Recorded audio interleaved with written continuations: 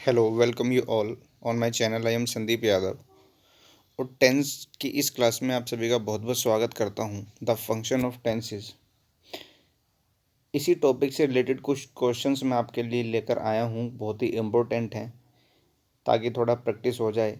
I think ये पहला ही chapter होगा जिसे बच्चे शुरू में पढ़ते हैं जब भी कंपटीशन की तैयारी शुरू करते हैं। क्वेश्चन बड़े अच्छे हैं,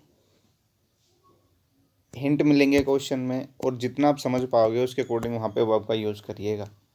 ठीक है, चलिए पहले सेंटेंस से हम बात कर लेते हैं। ये तीन यहाँ पे आपको ऑप्शन लिखे हुए मिले हैं, इसका मतलब इन तीन में से कोई एक ही करेक्ट है, वो आपको यहाँ पे देखना है। ठीक है ना। ये जो तीन सेंटेंस लिखे हुए हैं सेंस के अकॉर्डिंग क्या यहाँ पे आना चाहिए और क्या नहीं आना चाहिए वो आप यहाँ पर देखेंगे। ठीक है, अगर हम तीनों सेंटेंस में देखें और पहले सेंटेंस को पढ़ें, ही सेल्डम हैज़ फैटी फूड। इस सेंटेंस में सेल्डम हमें क्या दिया गया है कि एडवर्ब दिया गया है। यदि बात करें तो एडवर्ब तो नेगेटिव होता है, लेकिन सीधी सी बात यह है कि कहीं ना कहीं हैबिट को भी शो कर देता है।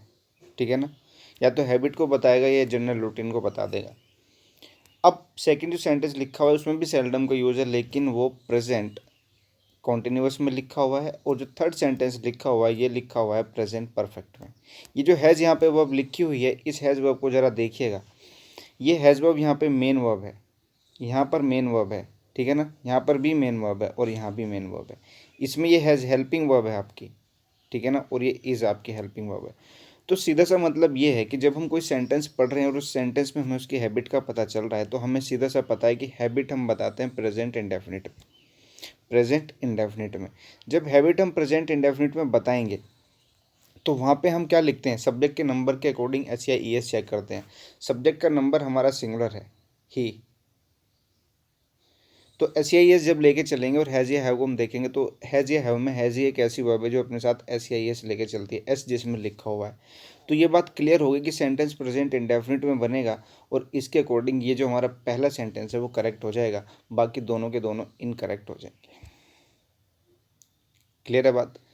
यदि हम seldom, sometimes, every day, often, sometimes, occasionally, generally, इन तरह के कुछ एडवर्ब्स का यूज़ कर दें तो कहीं ना कहीं हमें हैबिचुअल एक्शन बता देती हैं, और हैबिचुअल एक्शन किस में लिखे जाते हैं, इंडेफिनिट फॉर्म में लिखे जाते हैं। क्लियर है। तो ये था आपका पहला सेंटेंस, हमारा फर्स्ट का ए करेक्ट हो गया। सेकंड पे आइएगा। Why are you cooking food today, why do you cook food today, why have you been cooking food today. ठीक है, जो सेकंड सेंटेंस पहला सेंटेंस यदि मैं लिखूं तो सीधा सा मतलब है कि ये बात की जा रही होगी उस टाइम पे जिस टाइम पे ये काम चल रहा होगा। पहला सेंटेंस रीज़न जानने की बात की जा रही है और वो एक्शन चल रहा होगा उस टाइम पर जिस टाइम पे बात की जा रही होगी। सेकंड की बात करें तो हैबिचुअल एक्शन उस टाइम के लिए, और एक टाइम के लिए कभी हैबिचुअल एक्शन नहीं हो सकता, ध्यान रखिएगा। Why have you been cooking food today ये भी नहीं होगा, partial completion with incompletion. Has been, have been ऐसे नहीं लिखे जाते, हैज़ बिन, हैव बिन ऐसे नहीं लिखे जाते। क्लियर है। अगर आप ध्यान से पढ़ोगे तो जब ये सेंटेंस लिखा गया होगा, जब इसकी बात की जा रही होगी नॉर्मली सेंटेंस, तो उस टाइम पे प्रोग्रेस में होगा, काम चल रहा होगा। और प्रोग्रेसिव एक्शन किस में होते हैं, कॉन्टिन्यूअस टेंस में। तो कॉन्टिन्यूअस टेंस कैसे लिखा जाएगा, why are you cooking food today. ये दोनों यहाँ पे गलत हो जाएंगे।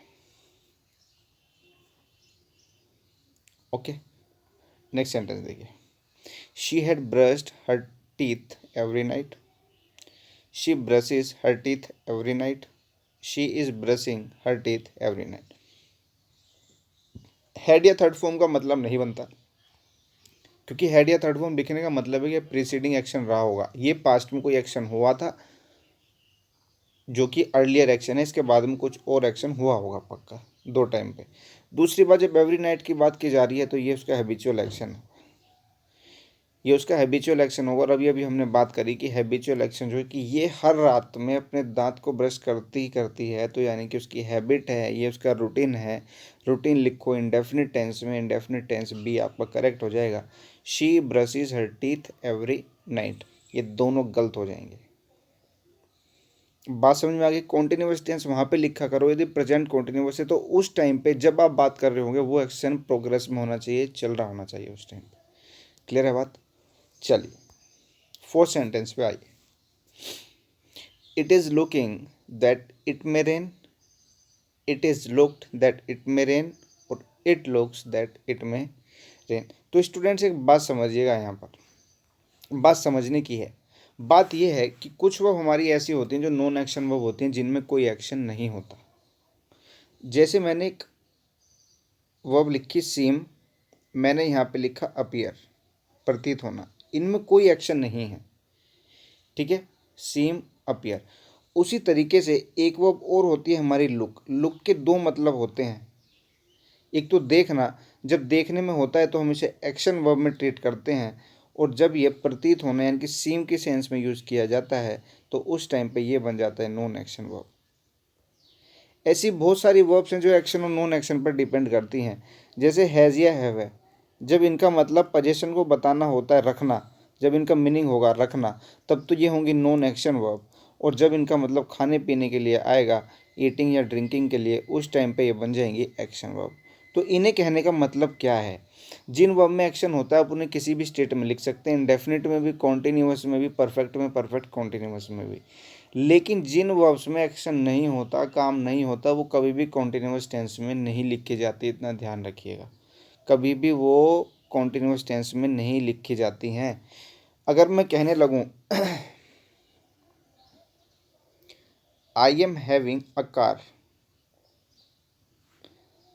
I am having a car, तो ये आपको भी पता है, ये मेरा पोजेशन है कि मेरे पास एक कार है, लेकिन इसमें कोई काम नहीं हो रहा। वर्क की डेफिनेशन होती है any displacement by push and pull. अगर आपने किसी चीज़ पर जोर लगाया, उससे पुश किया, उसे खींचा, और उसकी स्थिति में जो बदलाव हो गया, वही क्या होता है, वर्क होता है। क्लियर है। जब मैंने कहा मेरे पास कोई कार है, तो इसमें कोई काम हुआ ही कहाँ, और जब कोई काम हुआ नहीं तो आप उसे प्रोग्रेस में कैसे रख सकते हैं। क्लियर है। तो फिर लिखें तो किस उसमें लिखें। यदि कभी नॉन एक्शन वर्ब आपको कॉन्टिन्यूअस टेंस में लिखी हुई मिल जाए, तो जिसका कॉन्टिन्यूअस बना हो जिस टाइम में, उसी टाइम का इंडेफिनिट बना दीजिएगा। क्योंकि प्रेजेंट का कॉन्टिन्यूअस है तो प्रेजेंट का इंडेफिनिट बढ़ जाएगा, तो सीधा हो जाएगा I have a car, I have a car.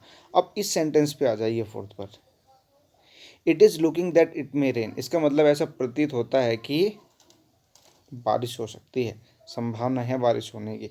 तो सीधा सा मतलब, जब लुक का मतलब प्रतीत होना है, तो आप एक काम करिए, सी ऑप्शन को करेक्ट कर लीजिए और बाकी दोनों गलत हो जाएंगे। ठीक है, बात समझ में आ गई।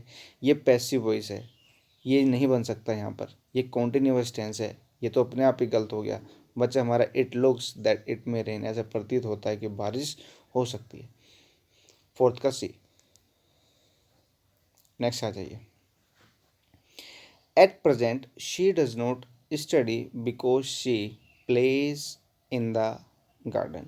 चलिए जी, एट प्रेजेंट अभी की बात की जा रही है, सिर्फ एक टाइम के लिए आप किसी का हैबिचुअल एक्शन नहीं बता सकते। पहला गलत, पहला गलत, ठीक है ना। At present she will not study because she plays in the garden. Present की बात हो रही है, फ्यूचर में रहने दीजिए, जब एट प्रेजेंट उसने लिख दिया। At present she is not studying because she is playing in the garden, ये बिल्कुल सही है। अब प्रेजेंट की बात की जा रही है और इस टाइम पे दोनों एक्शन प्रोग्रेस में है, कि वो पढ़ भी नहीं रही है, ना पढ़ने है, काम भी चल रहा है और खेल भी रही है।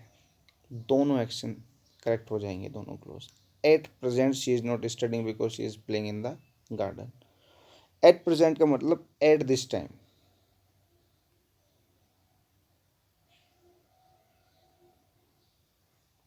एट दिस टाइम, इसका मतलब ये एक्शन प्रेजेंट में इस टाइम पे प्रोग्रेस में है।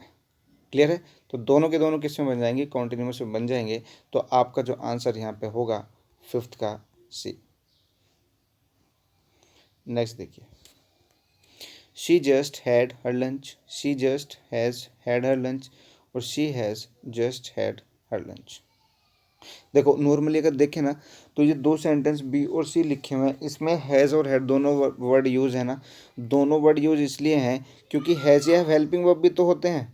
हैज़ या हैव हेल्पिंग वर्ब हम प्रेजेंट परफेक्ट में यूज़ करते हैं, लेकिन हैज़ या हैव अपने आप में मेन वर्ब भी तो होती हैं, जिसका मतलब रखना होता है, और इसका मतलब खाना या पीना भी तो होता है। इस सेंस में तो क्या है, ये अपनी मेन वर्ब होती हैं। लेकिन ध्यान रखिए, कभी ये ही वर्ब प्रेजेंट परफेक्ट टेंस में दे दी जाए बनाने के लिए, तो ये तो हैज़ या हैव तो आएगा ही, साथ के साथ इसकी भी फॉर्म हमें लिखनी पड़ जाएगी। ठीक है ना।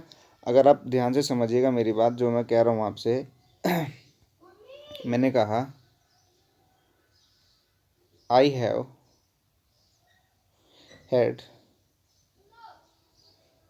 I have had my cold drink, मतलब मैंने अपनी कोल्ड ड्रिंक ले ली है, पी ली हमने। तो ये जो हैव लिखा हुआ है यहाँ पे, ये तो हेल्पिंग वर्ब है, और ये जो हैड लिखा हुआ है ये खाने पीने के लिए, ये क्या हो जाएगी, हमारी मेन वर्ब हो जाएगी। चलो इतना तो बात समझ में आ गया। चलिए अब यहाँ पे जो जस्ट लिखा हुआ है ना, जस्ट का मतलब होता है अभी। जस्ट का मतलब क्या होता है, अभी अभी की बात। इसका मतलब मैंने लंच बिल्कुल अभी अभी किया, इसलिए कोई ना कोई बात ऐसी रही है जो कंप्लीट तो हो गई लेकिन प्रेजेंट से रिलेटेड है। ये बात मैं आपको बता दूं, कोई काम पास्ट में बेशक हो गए हों, लेकिन यदि आपने उसका प्रेजेंट में इफेक्ट डाल दिया और प्रेजेंट में कुछ ना कुछ ऐसा लिख दिया उनके लिए कि हाँ भाई प्रेजेंट से रिलेटेड है, तो ध्यान रखिएगा आपको टेंस लिखना पड़ेगा प्रेजेंट परफेक्ट। इसलिए जो आप जस्ट लिखते हैं और जस्ट नाउ लिखते हैं, यहाँ तक कि रिसेंटली लिखते हैं, ये सारे वर्ड ऐसे एक्शन को रेफर करते हैं जो हो तो पास्ट में गए लेकिन इफेक्ट प्रेजेंट में डाल देते हैं उनका। कहीं ना कहीं ऐसा रिलेट होता है कि वो चीज़ें अभी प्रेजेंट में रिलेट करती हैं, तो उस सेंस में आपको प्रेजेंट परफेक्ट टेंस लिखना होगा। तो प्रेजेंट परफेक्ट तो ये दोनों लिखे हुए हैं, तो ये तो बात मुझे क्लियर हो गई कि जो पहला सेंटेंस लिखा हुआ है ये तो सही होगा नहीं, ये तो गलत है। अब बचे ये दो। अब इनका स्ट्रक्चर देख लीजिए, जब स्ट्रक्चर लिखना हो तो ये जो एडवर्ब लिखी गई है ना, इससे पहले हेल्पिंग वर्ब लिखा करें। तो हेल्पिंग वर्ब इससे पहले आएगी और ये मेन वर्ब और हेल्पिंग वर्ब के बीच में होना चाहिए। कुल मिला के मेन वर्ब से बिल्कुल पहले होना चाहिए ये। ठीक है, ये लीजिए सी ऑप्शन आपका यहाँ पे करेक्ट हो जाएगा। She has just had her lunch. ठीक है ना, हैड का मतलब है यहाँ पे ईटन, खा लिया उसने, ले लिया उसने अपना लंच, कर लिया उसने अपना लंच। ठीक है, चलिए नेक्स्ट पे आते हैं। While they were having dinner lights went out, while they had dinner lights went out, while they were having dinner lights have gone। देखो इस सी को तो मैं अपने आप ही गलत काट देता हूँ, ठीक है ना। पास्ट में लंच कर रहे थे, लाइट गई है, प्रेजेंट में ऐसे कैसे हो जाएगा, ये तो सारे मामला गलत है। ऊपर दोनों पे आ जाइए, while they were having dinner lights went of. ऐसा कहते हैं कि जब हम वाइल कंजक्शन को लिख रहे होते हैं ना, तो इसके साथ हम नॉर्मली यूज़ करते हैं कॉन्टिन्यूअस टेंस का। किसका? कॉन्टिन्यूअस टेंस का।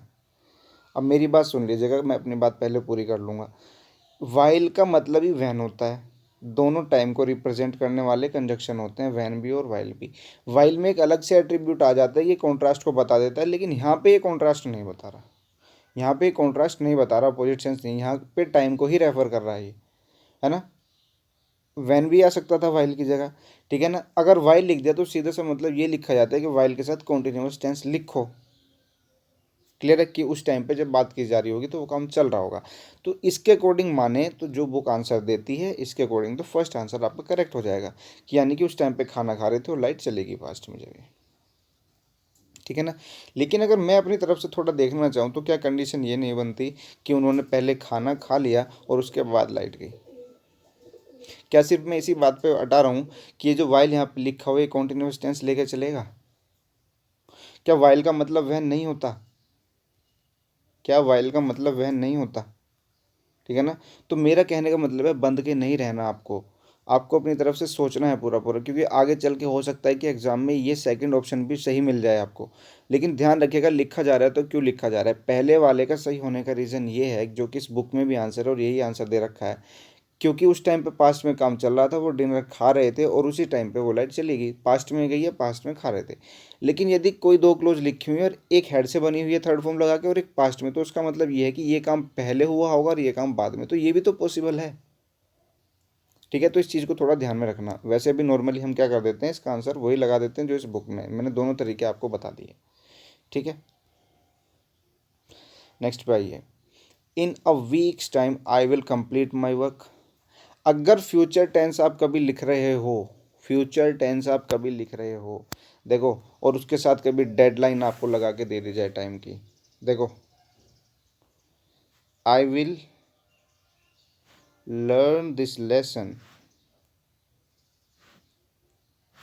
नेक्स्ट वीक, नेक्स्ट वीक, इसका मतलब ये है कि काम अभी शुरू हुआ नहीं है, ये काम कब करेगा, अगले हफ्ते से ही करेगा।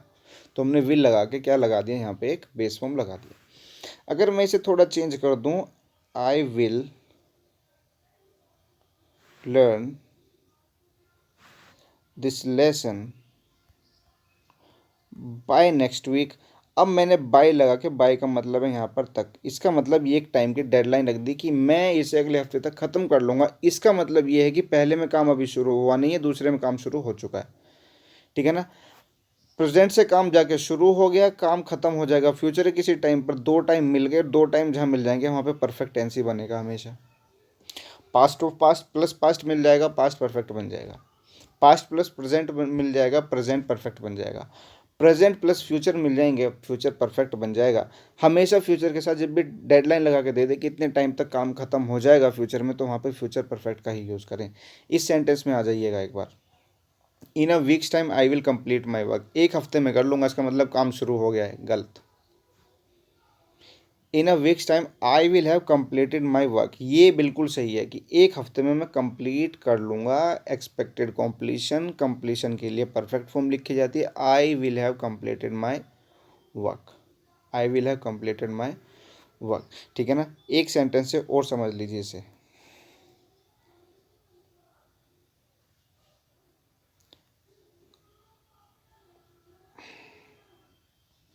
देखिए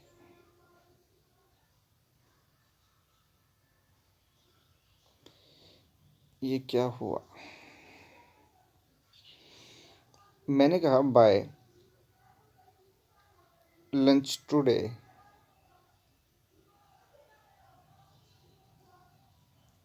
ही विल टाइप द लेटर्स, इसका मतलब ये काम शुरू कर दिया है और लंच तक का टाइम दे दिया है, ये टाइम की डेडलाइन मिल गई। यदि कभी टाइम बाई के साथ आप ऐड करके दे दे, फ्यूचर में दे रखा हो, तो याद रखिएगा उसे फ्यूचर परफेक्ट में बनाए। तो जो विल लिखा हुआ है ना, विल के बाद आपको विल हैव लिखना होगा, विल हैव के बाद आपको टाइप्ड लिखना होगा, विल हैव टाइप्ड। क्लियर है, तो ये समझ में आ गया बात। इसे लिखिए परफेक्ट में, परफेक्ट में लिखा जाएगा। ये स्क्रीन की दिक्कत करिए इसकी। चलिए, since my father had join this post she did not take bribe, वो पहले वाले में ब्राइब लिखा हुआ है, ठीक है ना। Since my father join this post he did not take bribe, since my father join this post she has not taken bribe. अच्छा, मुझे एक बात बताएं, कितने दो टाइम मिल रहे हैं, पास्ट से चलता हुआ काम आ रहा है, इसका मतलब पापा ने कब ज्वाइन की थी पोस्ट, पास्ट में। तो ये तो कॉमन सी बात है, ऐसे तो बताया जाता है ना। सिंस से जब टाइम आपको रेफर करना हो और टाइम वो किस में लिखा हुआ हो, पास्ट इंडेफिनिट में, पास्ट इंडेफिनिट में एक क्लोज लगा के, तो जो अदर क्लोज होगी वो तो दो ही इसमें बन सकती है। या तो आप उसे प्रेजेंट परफेक्ट में बनाएं, या प्रेजेंट परफेक्ट कॉन्टिन्यूअस में बनाएं, प्रेजेंट परफेक्ट कॉन्टिन्यूअस में, इसके अलावा तो कोई ऑप्शन ही नहीं है।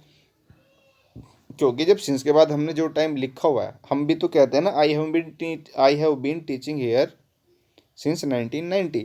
अगर मैं आज इस बात को बोल रहा हूँ तो 1990 तो पास्ट का टाइम हुआ। अगर मैं आज उस टाइम को ना लिखूँ, सिर्फ जब कुछ सेंटेंस लिखना चाहूँ, तो पास्ट इंडेफिनिट में लिखा जाएगा। ये क्लियर बात है, ठीक है। अब जब हमने सिंस के बाद ये पास्ट में लिख लिया, तो इसका मतलब कब से शुरू हुआ होगा, यहाँ से ज्वाइन किया है पास्ट के पॉइंट तक, इसमें ब्राइब नहीं ली, और वो कह रहा है कि कब तक नहीं ली, अभी तक कोई ब्राइब ली नहीं, ना पास्ट में ली ना प्रेजेंट में ली। तो अभी मैंने आपसे बताया कि जब भी कोई काम दो टाइम पे एग्जिस्ट कर रहा है, पास्ट में प्रेजेंट में, तो उसके लिए लिखा जाता है present perfect tense, present perfect tense. Since के बाद यदि आपको कभी पास्ट इंडेफिनिट टेंस मिल रहा है, सिंस और यहाँ पे टाइम को रेफर कर रहा हो, रीज़न को नहीं, टाइम को रेफर कर रहा हो, तो ध्यान रखिएगा जो आपकी अदर क्लोज होगी, जो मेन क्लोज होगी ना, वो दो ही जगह पे मिलेगी, या तो प्रेजेंट परफेक्ट में या प्रेजेंट परफेक्ट कॉन्टिन्यूअस में। तो इस सेंटेंस का जो आपका आंसर होगा वो ये होगा, since my father join this post she has not taken bribe. चलिए जी, नेक्स्ट पर आते हैं। She did not cook her breakfast yet, she has cooked her breakfast yet, she has not cooked her breakfast yet. Yet एक non assertive word है, negative word है, ठीक है ना।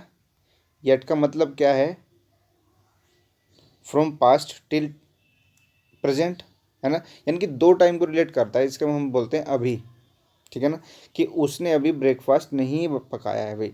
तो कौन कौन से दो टाइम होंगे जब नहीं पकाया उसने, पास्ट और प्रेजेंट। यदि मैं कहने लगूँ पास्ट और प्रेजेंट, पास्ट और प्रेजेंट, अगर मैं अभी कहने लगूँ भाई यार अभी तक मैंने खाना नहीं बनाया, तो अगर मैं अब इस बात को बोल रहा हूँ तो प्रेजेंट में तो बनाया ही नहीं है, पास्ट में भी तो नहीं बनाया ना मैंने, तभी तो इस बात को बोल रहा हूँ। और हमेशा येट के साथ नेगेटिव ही लिखा करें, यानी कि येट के साथ लिखे जाने वाला वर्ड नेगेटिव मीनिंग ही देता है, यानी कि नेगेटिव का मतलब है वो काम नहीं हुआ होता। सिर्फ नोट लिखने से ही नेगेटिव का पता नहीं चलता, ठीक है ना। एक तो इसका आंसर हो जाएगा आपका C, she has not cooked her breakfast yet, अभी तक नहीं बनाया। येट के साथ परफेक्ट लिखा करें और परफेक्ट भी नेगेटिव में लिखा करें, ठीक है ना। अगर ये परफेक्ट प्रेजेंट से रिलेटेड है तो प्रेजेंट का परफेक्ट बनाएं, पास्ट का हो तो पास्ट में लिखें, ठीक है ना। अगर मैं इसी सेंटेंस में कुछ ना करके बस टाइम येस्टरडे करके ऐड कर दूं तो ये दो टाइम पे पास्ट पे रिलेट होगा, प्रेजेंट में नहीं, तो फिर हैड नॉट कुक्ड सही हो जाएगा, ठीक है। देखो अगर आपने आईपीएल या मैच वगैरह देखते होंगे तो वहाँ पे लिखा हुआ था येट टू बैट, ये उन प्लेयर्स के लिए आता है जिन्हें अभी बैटिंग करनी है, जिन्होंने अभी करी नहीं, यानी कि येट टू बैट, अभी करेंगे अभी करी नहीं है, नोट नहीं लिखा हुआ फिर भी ये काम हुआ नहीं है, ध्यान से देख लीजिएगा, ठीक है। सो स्टूडेंट, ये टेंस के कुछ क्वेश्चंस थे आपके लिए, कुछ अच्छे क्वेश्चंस थे। अगर आपको लगता है कि टेंस में भी प्रॉब्लम है तो मुझे ज़्यादा से ज़्यादा मैसेज कीजिए, कम से कम 10 से 12 मुझे मैसेज चाहिए अगर टेंस पढ़ना है तो। अगर टेंस पढ़ना है तो 10 से 12 बच्चे चाहिए मैसेज के लिए कि हाँ हमें टेंस क्लियर नहीं है, हमें टेंस पढ़ाइए, तो मैं कंप्लीट टेंस आपको यहीं से पढ़ा दूंगा विद एक्सरसाइज। उसके क्वेश्चन आपको करा दिए जाएंगे, एक से एक बढ़िया से बढ़िया क्वेश्चन। जिन स्टूडेंट्स को लगता है कि हमें उसे पढ़ना चाहिए टेंस को फिर से, तो मुझे एक बार कमेंट सेक्शन में कमेंट करके डाल दें, ठीक है। कि आई होप आपने ये पढ़ा होगा बढ़िया से और आपको समझ में आया होगा। अगर नहीं समझ में आया तो फिर बताएं मुझे, मैं टेंस आपको क्लियर कराऊंगा, ठीक है। तब तक के लिए आप सभी को राम राम, नमस्ते, जय हिंद।